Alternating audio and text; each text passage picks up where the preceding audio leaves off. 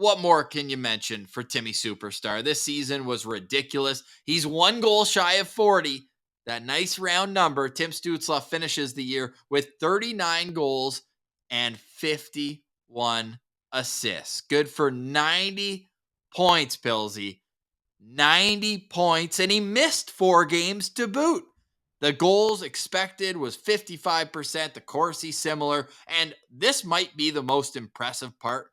He's averaging 21 minutes and 16 seconds per game. The fans went 95.5%, an A grade. And honestly, you should have to have your vote public if you were going to give him anything but an A so that we could shame you on this show, because Tim Stützle brought it night in, night out, and he is only going to get better, which is a scary thought if you're an opponent of his in the future. And Ross, just hopping on the back of your last statement there, Pierre Dorion signing Tim Stützle to an 8-year extension before this season started may end up being one of the greatest moves in the Ottawa Senators franchise history. Now, like, that may, coming out of my mouth, may sound like an absolutely wild Sens fans hyperbolic statement, but think about it. If he looks for an 8-year deal coming off a 90-point season like he just did, I think him and his agent are laughing at an $8.35 million offer per year. Yeah, that should be a signing bonus per season. Like, it wouldn't be crazy for them to ask for just a straight up, nice, clean, easy 8x10, 8 years, $10 million. And if you would compare it to other contracts, it probably wouldn't be far off. And like, he's only in his early 20s. He's going to get better, probably, hopefully. So it's incredible that Dorion was able to do that. And we got 8 more years of Timmy Superstar. At least 8 more years of Tim Stützle, as he's hit 210 games already as a 21-year-old. And he's going to play half of next season before he even gets to 22 years old. Now, the contract kicks in, sure, but the superstar ability already has. Pilsy, we were talking about how 22 is a lot of multi-point games. Tim Stützle is the easiest FanDuel over 1.5 points per game bet of all time. 31 games this year. He had 2. Wow. That's almost half the entire season that he played.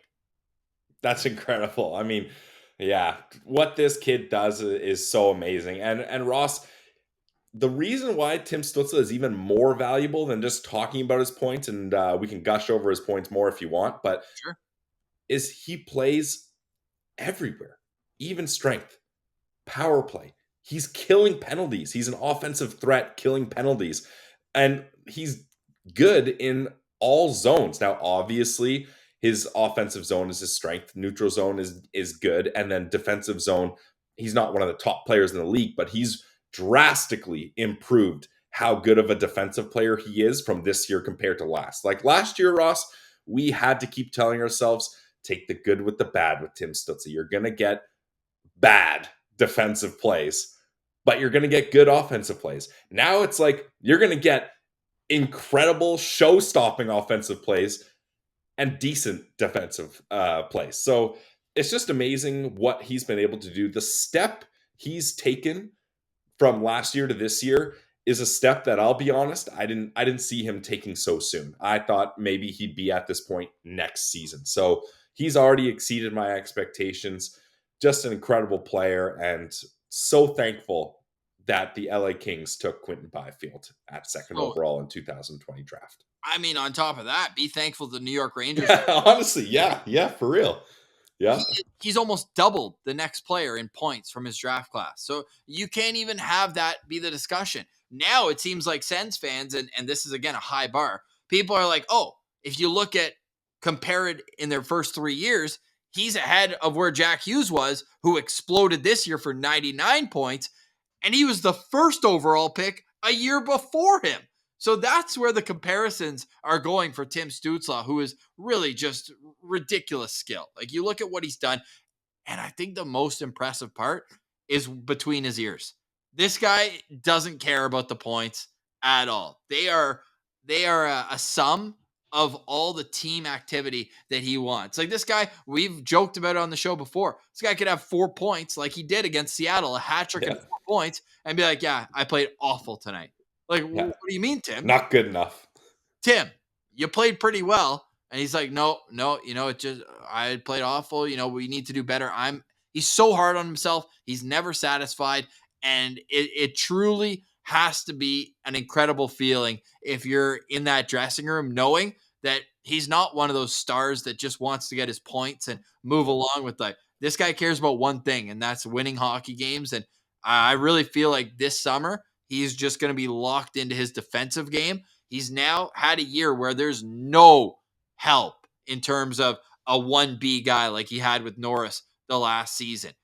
He was on an island facing the other team's best centerman over and over again. He has that film now to go home in the summer and say, okay, how did I match up against the best players in the league? And how can I take another step to be not only a superstar in the league, but to be a superstar on a team that's a playoff contender? And that's where I think we're going to see Timmy improve next year. Look, plus minus is far from what the main story should be about Tim Stützle. There's too many good stories elsewhere.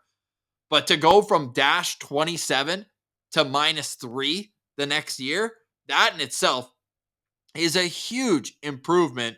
And I mean, he was even a -1 in the last game. So to get it so close to even from being one of the worst plus minus players in the league, like the sky is the limit for this kid. It's if there's one storyline I think Sens fans should be most excited about for the next decade, it's Tim Stützle and what this franchise changing player is going to bring to the team. Yeah, I mean, definitely. And talking about improvements from last year, Ross, he's improved in the faceoff dot as well. Like that was a big part of it. Like his first year, he spent most of it as a winger. Like he only took 27 faceoffs his first season. Isn't that wild to Wow. think of now, Ross?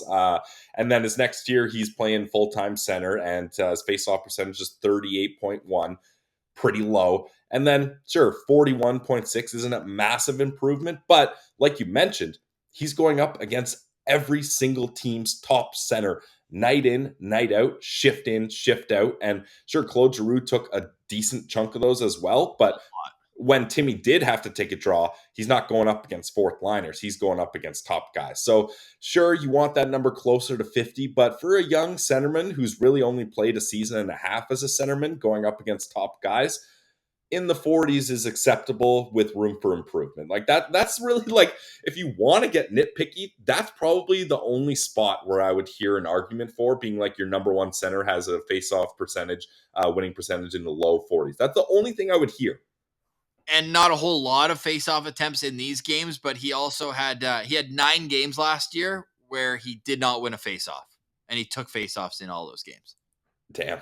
Not a single win. That's why Claude Giroux is there. Yeah, absolutely. Was it the final game of the season? No, it was the one at Carolina, the overtime loss where Marilainen played great. He went over 7 that game. Oops. Yeah, oops. 0 for 6 against Montreal. But then, see, this is the Tim Stützle stat line if I've ever seen one. January 31st against Montreal, goes 0 for 6 in the faceoff circle, 2 goals, 2 assists, 4 points. Yeah, man, that's dead on Timmy right there. And the thing too, Ross, is Timmy really started to do a better what? I was just gonna say another one of his 4-point games this year against Calgary. He went 2 for 12 in the dot. Ooh, yeah. So the thing with Timmy that I really liked is throughout the year, he started to get more confident using his shot. I feel like before he was really focused on being a playmaker, which is great. He's a great playmaker and he needs to facilitate the puck if this team's going to have success. But at the same time, like Timmy realized too, you got a hell of a shot.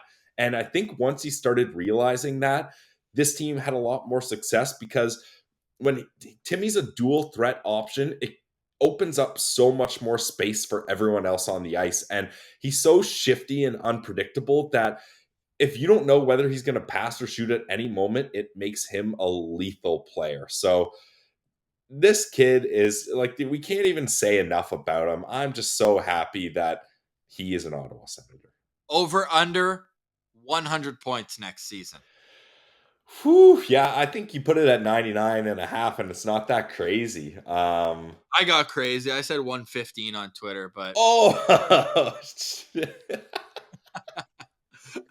was, I'm not meeting you there. I'm not meeting you there. it was a bit of a heat check after the Giroux talk this year. I mean, yeah, I'm not bashing you. I'm just saying I'm not hopping I'm not co-signing that one. You know what? I think he's gonna finish with 97 points. Okay. You would take the under. Yeah. What what little faith I have in Tim Stützle. Only 97 points in an 82 game season. Oh my God. It's Bust. going to be incredible to watch this kid develop. Tim Stützle, Sens fans, enjoy him. He's yours for at least the next 8 seasons.